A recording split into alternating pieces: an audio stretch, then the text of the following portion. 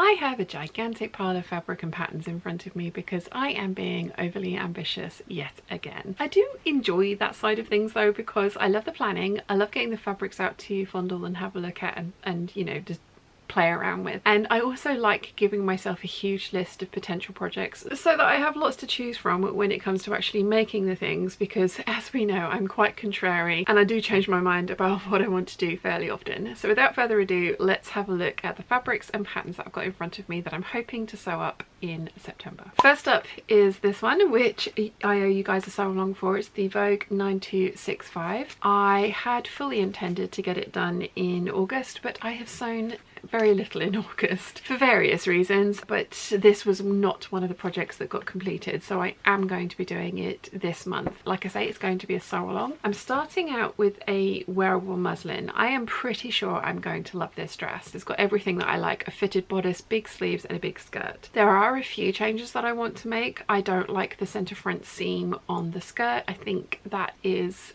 a bit of lazy drafting, if I'm honest, so I want to make it so that it's a panelled skirt that meets up with the princess seams on the bodice. But other than that, I'm going to be pretty much making the very first dress as is from the packet, and I'm going to be using this fabric, which is called Carnation something, and I got it from Lady McCalls ages ago. It is a polyester chiffon type fabric. It's not like see-through, but it's also it's sheer enough that I'm going to be fully lining this one. I think that's going to end up looking quite nice because I'm going to probably interline and then fully line the bodice so that it's got a nice amount of structure, because it is a very fitted bodice and I do prefer a little bit more structure in those kind of bodices than this very floopy fabric would give me. And then also the sleeves will be completely sheer, so I think that's going to look quite nice, or completely unlined, because as we've established, it's not actually necessarily sheer, just yeah, I don't know,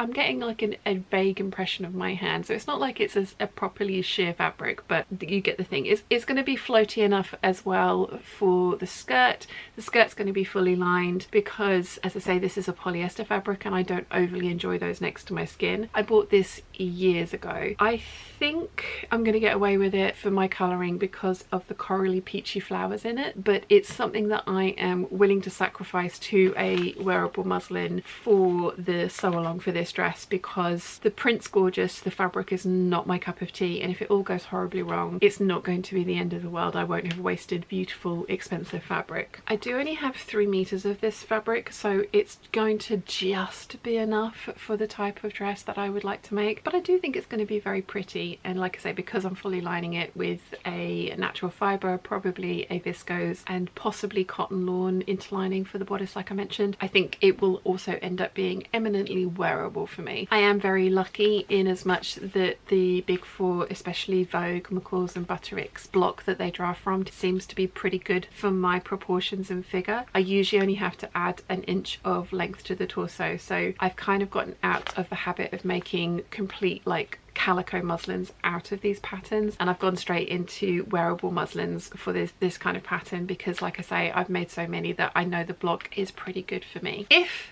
that dress works out like I think it's going to, I will be finally cutting into my pineapple viscose voile that I got from M. Rosenberg at one of the shows ages ago, now 3 years ago. This one is see-through, as you can see, so again I'm going to need to do the same thing. I'm going to need to interline and fully line the bodice. I'm going to need to line the skirt, but I'm going to leave the sleeves so that the sheerness shows through, and I may even elongate the sleeves and put a little bit of shearing around the cuff. I'm planning on doing a tiered and gathered skirt with this, possibly with some insertion lace like this white version I did last year or the year before, I can't remember, I think it was the year before. Yeah, I'm thinking about doing something like that with this fabric for the skirt portion because I think it's going to look absolutely gorgeous, and I have a lot of that insertion lace or that lace fabric that was strips that I've cut apart that I use as insertion lace because technically it doesn't have the flange on it, which makes it proper insertion lace, so it's kind of like applique, but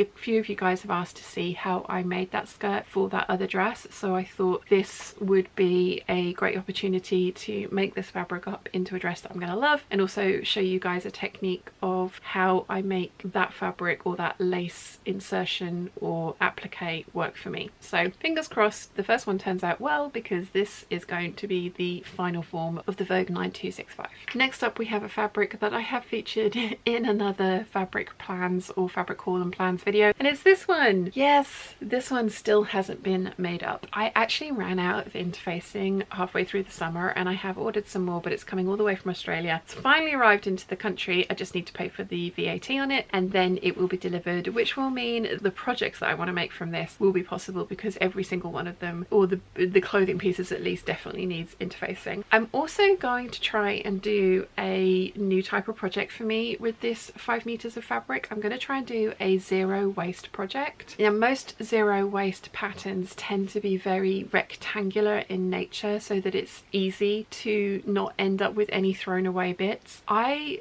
very much enjoy watching other people make those, but they're not the kind of thing that I would want to wear or make for myself. So I'm going to approach my zero waste project a little bit differently, as in I'm going to cut out the pieces that I want, one of which is the 8577, the other is the little Vogue 9345 tie front shirt. So I'm going to have 2 pieces of clothing from this. I'm then going to cut out hair scrunchies, some hair ties. I will be cutting out, hopefully, a shoulder dragon or parts of a shoulder dragon from the scraps and remainders of this. I'm going to use some of the smaller pieces to make myself some self-covered buttons. I have so many self-covered button blanks in my stash so that I can use those for the shirt dress and the shirt. I am going to be using any of the really random odd little scruffy offcuts that are really no use for anything. I'm going to be using those to stuff my shoulder dragon, so I'll cut it up into tiny little confetti. That shoulder dragon actually needs to be stuffed quite densely, so I think that's going to work really well. And given that it's going to be a toy for an adult, hopefully it won't need to be washed that often, so it wouldn't be something that would be really difficult to wash and dry, as it might have been if you use that stuffing for a child's toy, or at least that's my theory. And then there's going to be bias binding made. There is going to be possibly even some confetti quilting done like they did on the Great British Sewing Bee this season. So I have ideas to use up every single scrap of this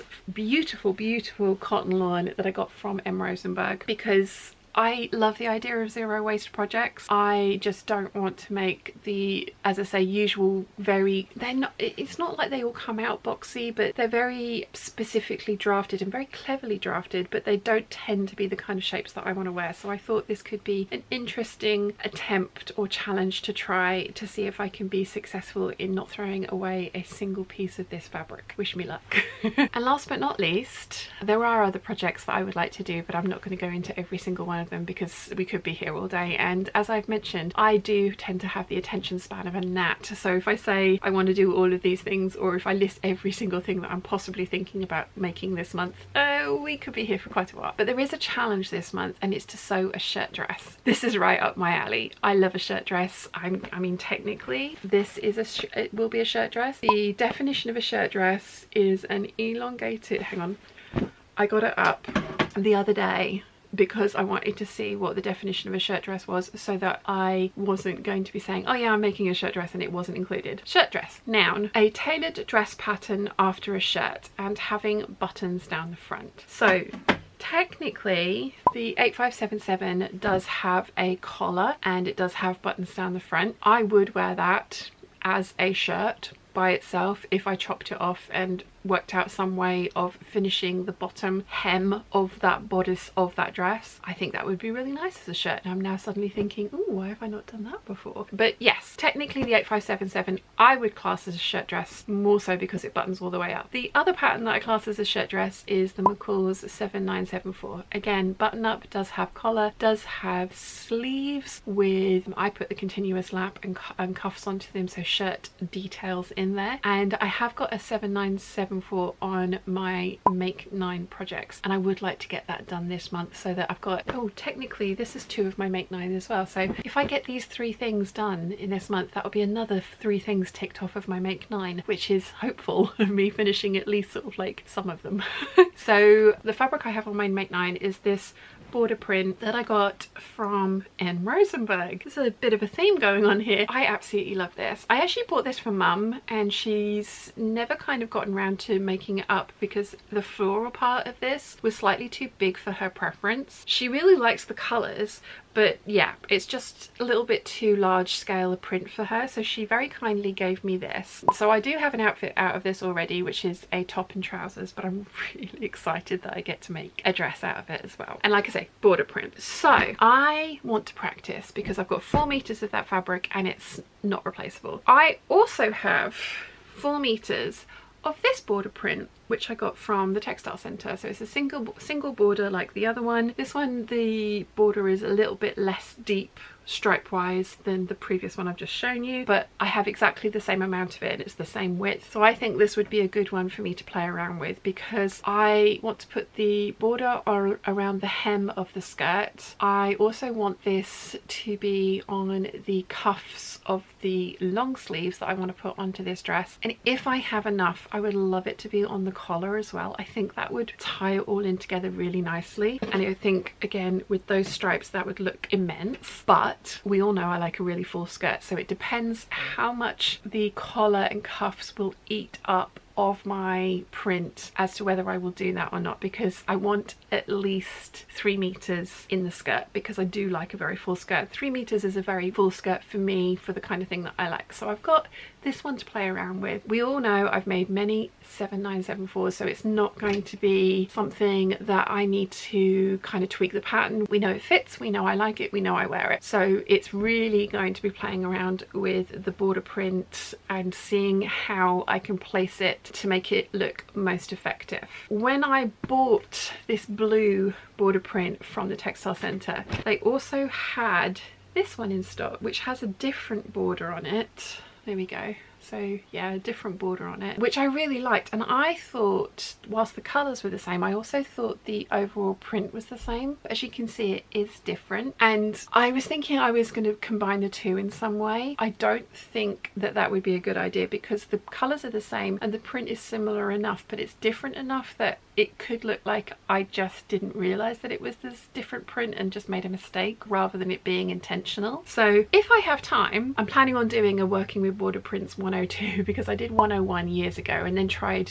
doing a jumpsuit for like 102 and hated how that thing came out. So I thought I could do another kind of video about working with border prints, and I want to use this one in a slightly different way. So it's going to be a by hand London Anna bodice with the Vogue, no, with the Butterick 5951 skirt because I have very little of this print, and also I'm going to need to be able to centre things and pattern match along the back, which is going to be a bunch of fun. I might even put a side zipper in so I don't have to pattern match along the back. I think I might do that actually, because yeah, the idea of pattern matching with very little fabric does not appeal. I think a side zip is the way forward, and I hate side zips, we all know this. So yeah, I'm going to play around with this one as well. So that's 1, 2, 3 border prints, a zero waste project, and a sew along, and hopefully a tutorial on putting in insertion lace application to a skirt. So yeah, that's quite a lot of fairly long and waffly videos. I think it's going to work because there's only one of those patterns that's brand new to me, and like I say, I'm using Vogue, so I know that the block is pretty good for me anyway, so it should be doable.